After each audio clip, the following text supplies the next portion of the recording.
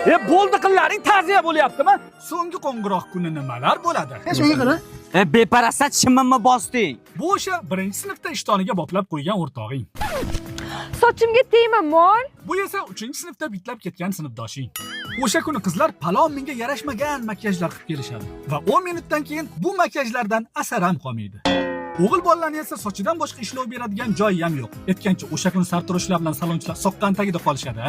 Bolalar bir oy ezilib raqs o'rganishadi. Lekin tabiiyki, o'sha kuni 4 kishi 5 xil o'ynaydi. Juda ko'pchilikni 11 yil davomida ushalmagan orzulari ham aynan shu kuni amalga oshadi. Davay kim qoldi? Tez chiqaraydi. Bu kuni bitiruvchilar uchun nafas olish ham pulliga o'xshaydi va bu rasxod bayramiga uydagilardan pul olish ham azob. Yozishni jini suymaydigan qizlar bu yoqqa erinmasdan yozishadi. Maktabda qoldirolmagan izini sani ko'ylagingda qoldirmoqchi bo'lishadi. Sani xayolingdan esa faqat bitta narsa o'tadi. Uydoyingga qanaqa qilib javob berish. Bitirish hammani xafa qiladi. Bolalar xafa bo'lmaylar. Ustozingdan tashqari. Menga qaranglar, hech kim yo'q bo'lib ketmasin. Yig'ilib turamiz, xo'p? O'sha kuni hamma sinfdoshlar bir-birlariga xuddi shunaqa va'dalarni qop-qoplab berishadi. Nima bo'lganda ham 11 yillik jonajon maktabingni tashlab ketish oson emas. Va keyingi hayoting davomida uchraydigan har qanaqa do'stlaring hech qachon sinfdoshlaringdek bo'la olmaydi. Maktabdagi sevgi qanaqa bo'ladi? Bu nima qiliq? Bularga dars kerak emas. Bularni hammasini qisib qo'ygan. Ko'zi.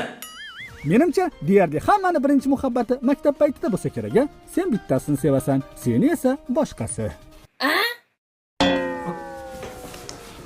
X egri qo'shilgan 8. Appayni. Chiqib domini yech. Xo'p. O'qimaydi bular.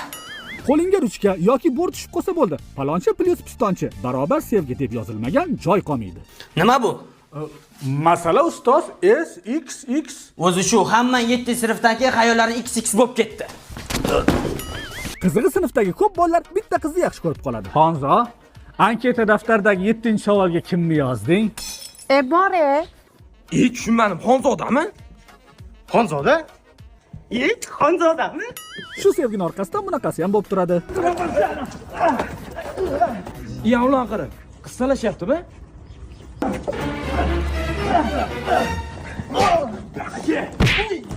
Uyalmaysanlarmi? Ikkita o'rtoq bitta qiz talashib urishgan.